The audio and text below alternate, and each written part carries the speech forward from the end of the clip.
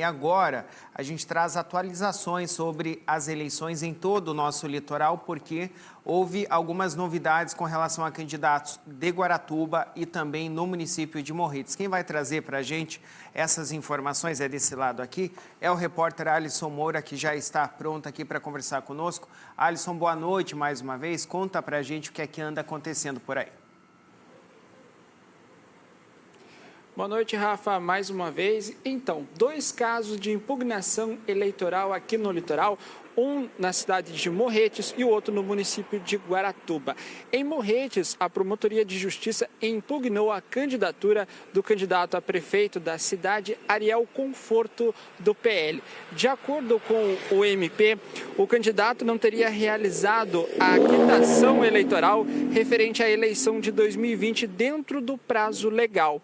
Além disso, o MP alega que Ariel Conforto não teria realizado o pagamento de multa imposta. Em nota, a assessoria do candidato informou que Ariel Conforto teve suas contas regularizadas. No entanto, o sistema de justiça eleitoral não emite certidão de quitação eleitoral. Ainda de acordo com a nota, a falta desta certidão não representa o fato concreto e inegável de que as contas estão regulares, de que ele não tem nenhuma pendência com a justiça eleitoral. Em Guaratuba também teve reviravolta no cenário eleitoral. A Justiça indeferiu as candidaturas de Celso da Saúde, do partido PMB, e do professor Renato Marim, do partido PV. O candidato professor Renato Marim, do PV, também foi considerado inapto pela juíza eleitoral Giovana de Sá Réquia, em Guaratuba. No processo de Marim, a magistrada indeferiu o registro porque o governador Ratinho Júnior, do PSD, demitiu o professor do quadro de funcionários do Estado em janeiro por conduta irregular. No entendimento da juíza, ser demitido do serviço público é causa de inelegibilidade constitucional.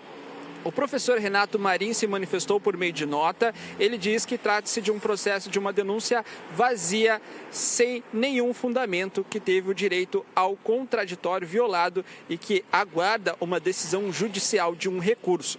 Ele também afirmou que confia na Justiça Eleitoral e na resolução dessa situação, a qual chamou de arbitrariedade. No caso do doutor Celso da Saúde, há inelegibilidade por conta de uma condenação em um processo criminal transitado em julgado, quando agora o ex-candidato atuava como dentista em Curitiba. O processo diz que ele falsificou documentos públicos para conseguir empréstimos bancários. O dentista chegou a ser preso em flagrante e a pena foi extinta em 2019. Nós conversamos com o advogado Maurício Vitor, que é especialista no caso eleitoral. Vamos ver o que ele disse aí na Justiça Eleitoral, Direito Eleitoral, melhor dizendo. As campanhas estão acontecendo e o eleitor às vezes é surpreendido por mudança de candidatura. Como e por que isso acontece? Existe na legislação eleitoral a permissão para troca de candidatos. Isso se dá quando há desistência de algum candidato, há indeferimento de registro de candidatura de algum candidato.